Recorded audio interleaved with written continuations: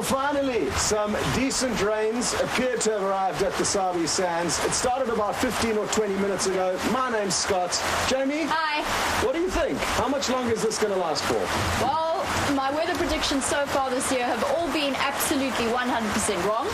So I'm going to say that it's not going to rain. It's going to stop raining because obviously we want it to. We all want the rain. We need the rain desperately.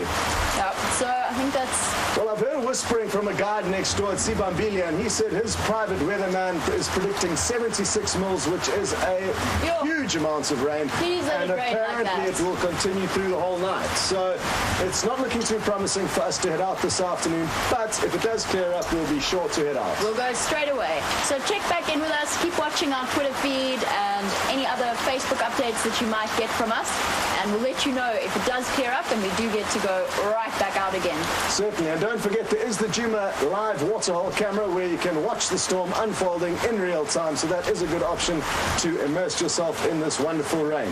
And basically our animal stars have performed so well this week that we think actually they deserve a break. Exactly. Wondering on nothing better than a Monday afternoon off. Yep, absolutely.